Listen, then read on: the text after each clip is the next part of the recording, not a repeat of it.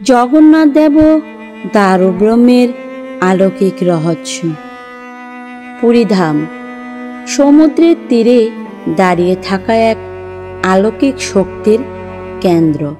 এখানেই বাস করেন ভগবান জগন্নাথ। কিন্তু আপনি কি জানেন কেন তিনি কাঠের মূর্তিতে বিরাজ করেন আর কেন তার হাত পা অসম্পূর্ণ? অনেক কাল আগের কথা, রাজা ইন্দ্রধর্ম ভগবান বিষ্ণুর দর্শনের জন্য কঠিন তপস্যা করছিলেন। এক রাতে তিনি স্বপ্নে দেখলেন সমুদ্র থেকে ভেসে আসবে এক দারুব্রহ্ম, এক জীবন্ত কাঠের গুঁড়ি। সেখানেই লুকিয়ে আছি আমি। সমুদ্র তীরে কাঠ ভেসে আসছে, রাজা খুশি হচ্ছেন।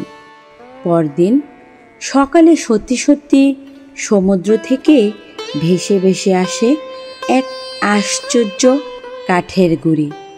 গায়ে সুগন্ধ, চোখে আলো। কিন্তু আশ্চর্য ঘটনা, কেউ এই কাজটি করতে চায় না। তখন এক রহস্যময় বৃদ্ধ কারিগর আসে, নাম দেয় বিশ্বকর্মা। সে বলে, আমি দেবতাদের মূর্তি করব, তবে শর্ত একটাই, 21 দিন কেউ দরজা খুলবে না।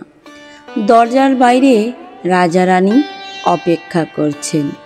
রানী উদ্বিগ্ন হয়ে পড়ে, কিন্তু 14 দিনেই রানীর ধৈর্য ভেঙে যায়। রাজাকে বাধ্য করেন দরজা খুলতে। দরজা খোলার সঙ্গে সঙ্গে ভেতর ফাঁকা।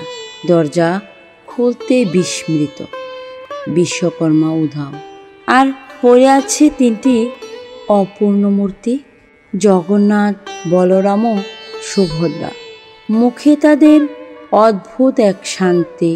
তখন আকাশবাণী হয়, এই অপূর্ণতাতেই আমি সম্পূর্ণ। আমি জগন্নাথ, জগতের নাথ। আজও সেই অপূর্ণ মূর্তি কোটি মানুষের পূজার কেন্দ্র।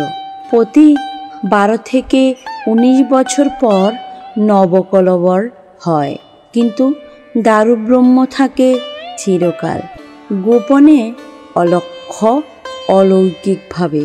ভগবান জগন্নাথ আমাদের শেখান, সম্পূর্ণতা শুধুই বেহিক নয়, অন্তরে যে ভক্তি, সেই প্রকৃত ঈশ্বরের রূপ। জয় জগন্নাথ, বলরাম, সুভদ্রাজিকে জয়। হরে কৃষ্ণ কৃষ্ণ কৃষ্ণ হরে হরে, হরে রাম রাম রাম হরে হরে।